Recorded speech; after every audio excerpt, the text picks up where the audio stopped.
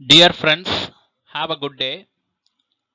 Here in this lesson, today we are going to look at the transpose of a given matrix.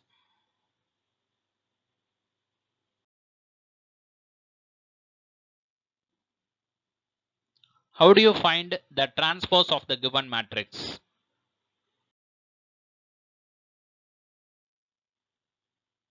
To find the transpose of the matrix, first off, we must know the given matrix. So enter the given matrix as A. Let it be step 1. So step 1 becomes enter the given matrix as A. Now we need to know the command to find the transpose. Use the command a dash to find the transpose and store it as B and let it be step 2. So use the command B is equal to a dash to find the transpose. Now print the variable name B to print the transpose and let it be step 3. Step 3 becomes print the transpose of the matrix as B.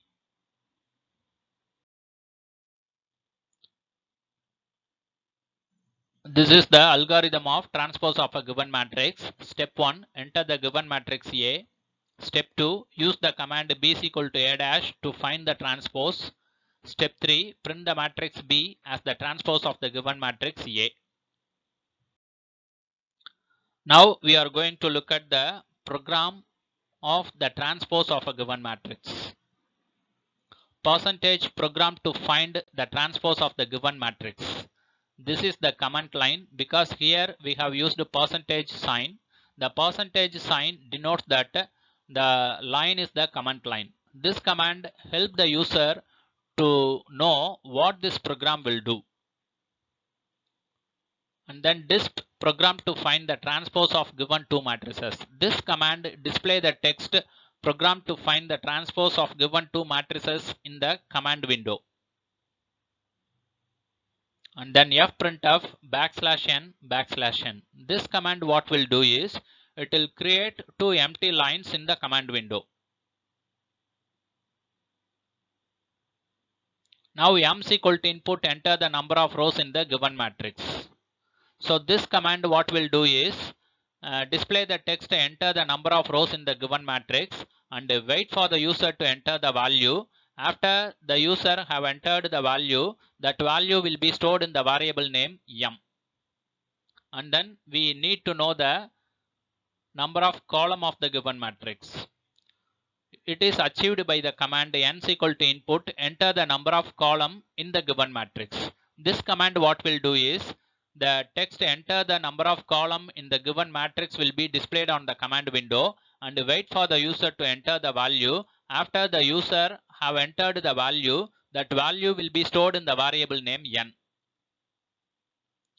Now we have to receive the elements of the given matrix one by one. This is achieved by the command a of I comma j is equal to input, enter the elements. This command what will do is display the text, enter the elements in the command window and wait for the user to enter the value. After the user have entered the value, that value will be stored in the variable name a of I comma j. Here why we have used a of I comma j as a variable name? Because every elements in the matrix are two-dimensional elements. Because the elements in the matrix are usually represented by a11, a12, a13 and so on. That is why here we have used a of I comma j as a variable name to receive the input elements. And then in the same way we are going to receive the second element, third element, fourth element and so on. So this is achieved by the nested for loop. So this command is inserted in between the nested for loop I and j.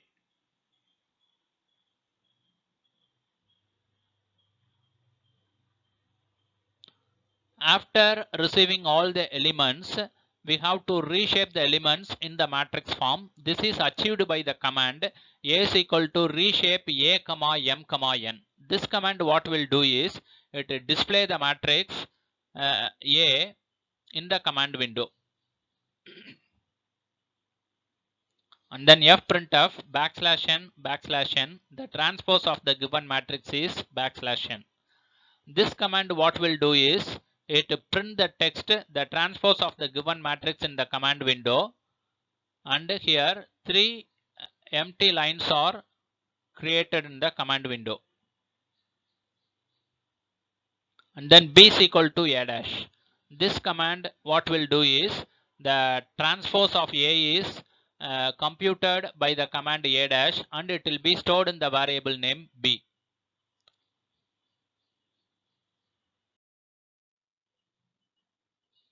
To make this coding as a MATLAB program, click the MATLAB shortcut icon in the desktop. Then it will bring you to the installed MATLAB environment.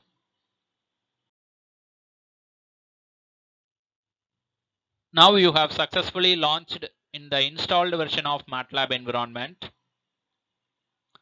Then click here to create a new script file for writing the coding of your MATLAB program.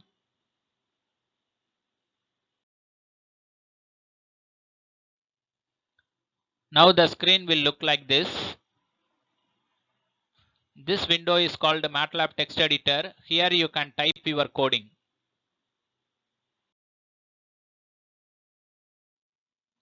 Now the coding has been typed in the text editor.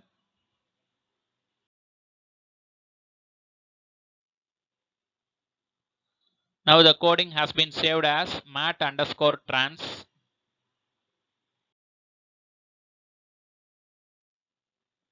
After the coding has been saved, click the run button to run the program.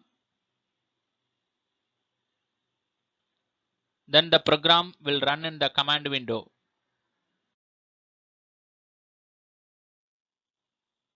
Now we have to enter the number of rows in the given matrix here. Here 3 has been entered as the number of row.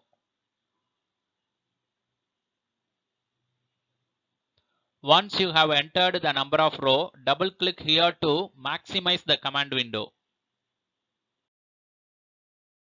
Now the command window has been maximized.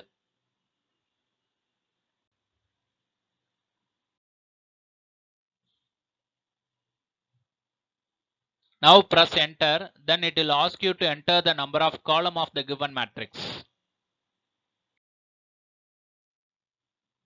Now we have entered the number of column of the first matrix as 2. Now press enter, then it will ask you to enter the elements. Now 5 has been entered as the element. Now press enter, then it will ask you to enter the elements. Now 4 has been entered as the element. Now press enter, then it will ask you to enter the next element. Now 7 has been entered as the element. Now press enter, then it will ask you to enter the next element. Now 8 has been entered as the element. Now press enter, then it will ask you to enter the elements. Now 9 has been entered as the element. Now press enter, then it will ask you to enter the next element. Now 1 has been entered as the element. After all the elements have been entered, if we press enter, then it will display the results.